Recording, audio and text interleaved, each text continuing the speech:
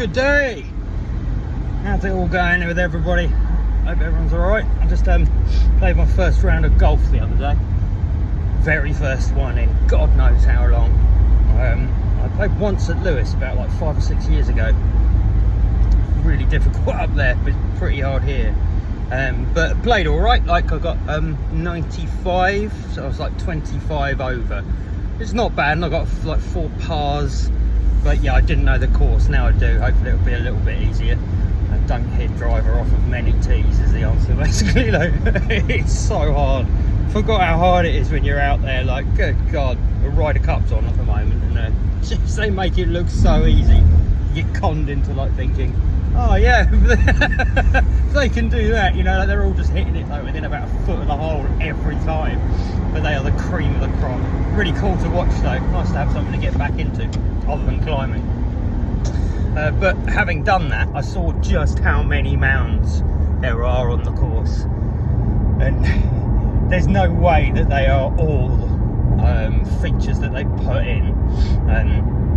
And I had a look at an old ordnance survey map, and there are a couple of tumulus that are there that have been recorded, but they haven't recorded all the other mounds, and there are a lot of them.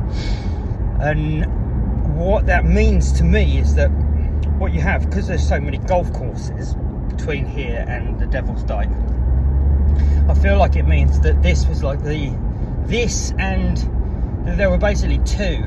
So like this and Morling Hill, you know, the actual whole of Morling Hill, Mount Caburn, that whole kind of, like, I call it an island because it would have once been surrounded by the sea, and it's like the only separate part of the downs almost that's like one little kind of hill fort area, which would have made it so important.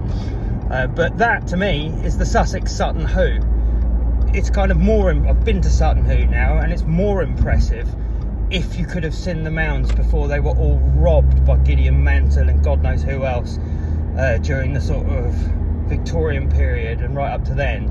But before then, they were sort of, I mean, my God, they must have just destroyed so many of them. And there'll be some new evidence coming up of that, I think, in the future.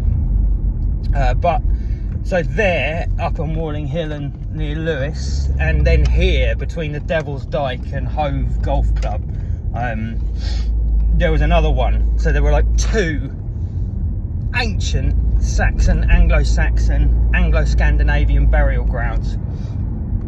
You can actually see it in some of the road names around here, that also ancient roots. There's a lot of it. It's interesting because Denna is how it's spelt in Beowulf. Sverdenna, D-E-N-E, is also how Dean is spelt, and Dean down here just means like a valley. And it's like, I wonder actually if it doesn't just mean that, if it's literally relating to them, just like the Beowulf text is. It was once sort of like Danish, yeah, who I think were the Skildings, you know, like I'm pretty sure of it really. And anyway, yeah, so you got two sites just like Sutton Hoo but bigger down here on the Sussex coast, that are completely obscured by golf courses. You can't even notice them anymore, and there are more burial mounds down here across the downs than there are up near Sutton Hoo, and yet nobody talks about it down here. You know, in the, it's I'm trying to remember his name now, not FM Stenton, there was another guy, oh Christ, I can't remember his name now, but he wrote a whole book, and there are hundreds of burial grounds and mounds and documented finds in them. You know, really hundreds. You know, and it just shows, you know, all of this history isn't talked about down here. And I've got to say, like, why not? Now I think it's because like most of what was there has been nicked. It's like people have got incredibly wealthy out of it in the past, and perhaps their families, who aren't, you know, to blame. I'm not going to accuse them all of theft because it was their ancestors, and I'm sure a lot of our ancestors did some pretty terrible things.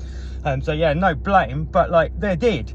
You know, there's definitely some insane theft that's gone on, and yeah, it's very curious to me because even in the, I can't remember was David Rudling and someone else. They wrote a book about the Lewes Valley, and I think Helen Geek did a little bit on it from the Time team, and she said, you know, like the lack of any special grave goods here are kind of like, you know, would imply that, you know, there's not much to see. And it's like, they've all been stolen.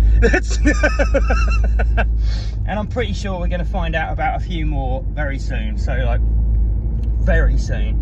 And if we don't, I'll make sure we do, okay? So, yeah, I'll give them 6 months, 7 months, and then we'll talk. But, yeah. It's just a really important observation that nobody takes into account, nobody talks about, all of the archaeologists just dismiss. And yet we're literally playing golf on ancient burial grounds. Quite nice for me, so it sort of links my hobby into all of these great places. And there are other places that will have like cow as a name in them that will be golf courses as well, and they are, a cow is like an iron slag heap, so it was usually from the where the Romans were smelting iron, and there'll be little hills as well. But there's the possibility that a lot of them will be burial mounds as well. But there were just so many down here. I mean, there's places like Kingsbury and Queensbury Road, and like in Brighton, Bayort Helmston. And Bayort Helm was also in one of the Wittans with Beowulf. There's a whole lineage of them, and Bayort Sigger. There's a whole load of these Bayos, they're all in my book. But yeah, I just thought people might find that interesting, and I've just banged that up because, like, having played on them, I was hitting shots off the top of burial mounds, I think.